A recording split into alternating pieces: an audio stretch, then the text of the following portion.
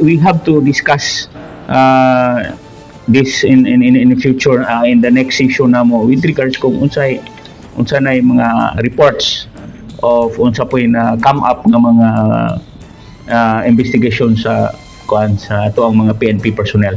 So maybe we will ask the head of a committee on the peace and order, which is headed by BM Ikay Villanueva, kasi pwede siyang maka-inquire in invite or inquire from the PNP personnel kung whether those incidents kung unsa gyud reasons ato based on their investigation. Lay pugong-pugong mubulgar sa kamatuuran sa kanginan. Aksyon! Balita!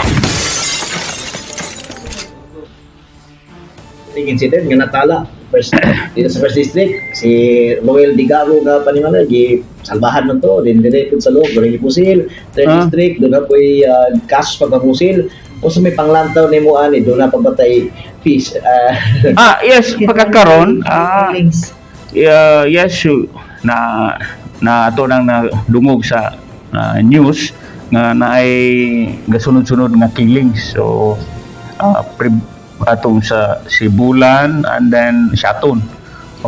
So those are these things I believe ang atong mga police or our PNP personnel and they are conducting of course an ongoing investigation. Right now we have to discuss this in the future, in the next session namo with regards kung unsa na mga reports of unsa po na come up ng mga investigation sa ato ang mga PNP personnel.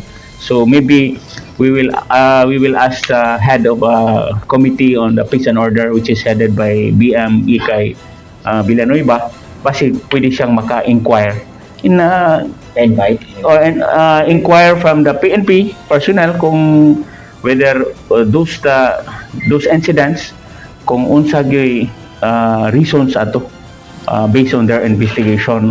If kinahanglan of the critical information dili kinahanglan ay divulge, so of course dili po taka pugo sa PNP, but we want only to ask the committee chair kung to inquire for inquiry purposes. Maybe iyang mapangutana kung at least lamang naabay may idea sa sangguniang panlalawigan nga whether it is isolated or unsa na magyudaning unsa na ba ang panghitabo kay gasunod-sunod manggod and then previously bisig kamo amo kapangutana atong dito po sa La Libertad, di ba, na police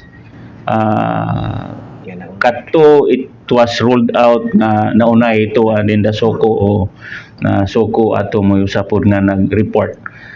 So these are the things nga dili ra po nato pasagdaan. So kinahanglan pod nga ato po siyang atimanon ilabi na diri sa sangguniang panlalawigan.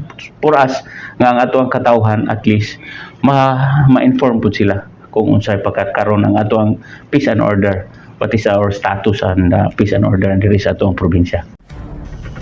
Kung dili kita ang mulihok, kinsa pa? Unya kung dili karon, anus apa? Aksyon! Balita!